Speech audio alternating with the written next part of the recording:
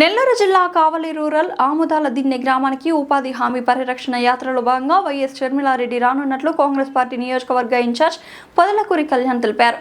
స్థానిక ISR spark హోటల్లో నిర్వహించిన మీడియా సమావేశంలో ఆయన ఈ విషయాన్ని వెల్లడించారు. రేపు మధ్యాహ్నం 3:30 గంటలకు ఆముదాల దిన్నె గ్రామానికి ఆమె చేరుకుంటారని చెప్పారు.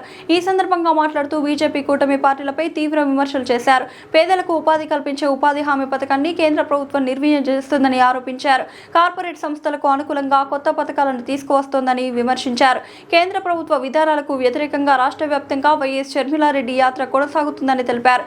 ఈ కార్యక్రమంలో ఉదయగిరి నియోజకవర్గ ఇన్ఛార్జ్ అనిల్ కుమార్ రెడ్డితో పాటు అల్లూరు, దగదర్తి, బోగోలు మండలాల నాయకులు పాల్గొన్నారు.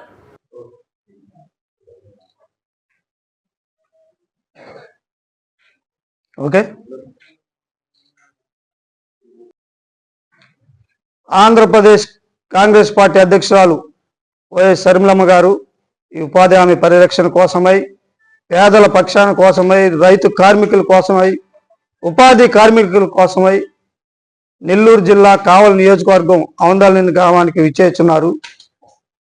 రాజశేఖర్ రెడ్డి అభిమానులు, కాంగ్రెస్ పార్టీ నాయకులు, కార్యకర్తలు,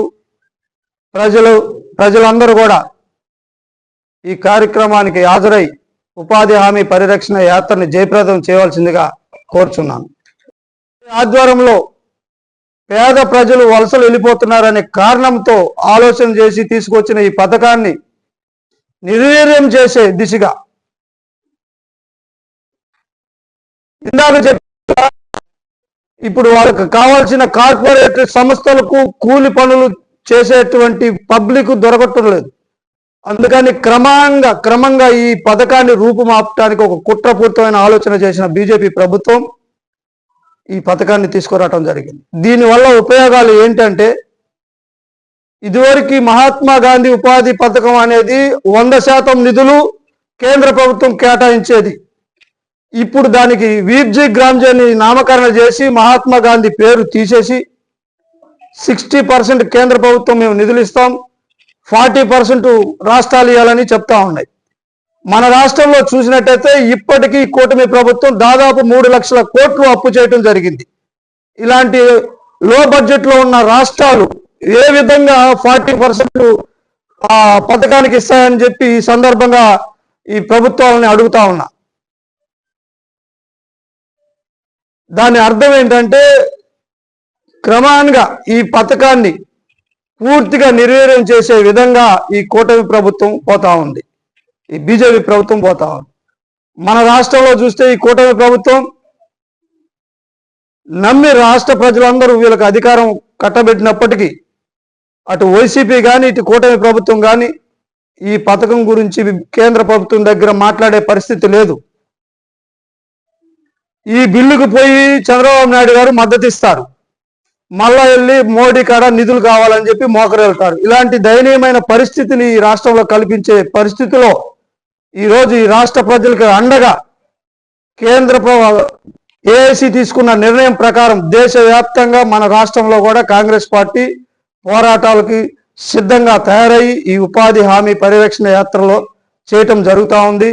ఈ రాష్ట్రంలో పేద ప్రజలకి ఏ పార్టీ అయినా నిలబడ్డదంటే ఈరోజు నేను సగర్వంగా చెప్తా ఉన్నా, పేద ప్రజల పక్షాన నిటారుగా నిలబడి కొట్లాడే పార్టీ ఏదైనా ఉందంటే అది కాంగ్రెస్ పార్టీ అని ఈ సందర్భంగా నేను తెలియజేసుకుంటూ, నా మిత్రుడు ఉదయగిరి కాన్స్టిట్యున్సీకి సంబంధించిన ఇన్ఛార్జి డాక్టర్ అనిల్ కుమార్ రెడ్డి గారు మీతో మాట్లాడతారు.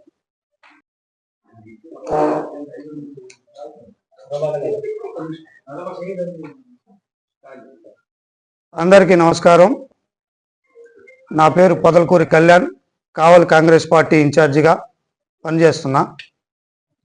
రాజన్న ముద్దుబిడ్డ, దివంగత నేత వైఎస్ రాజశేఖర్ రెడ్డి గారి ఆశయాల రథసారథి, ఆంధ్రప్రదేశ్ కాంగ్రెస్ పార్టీ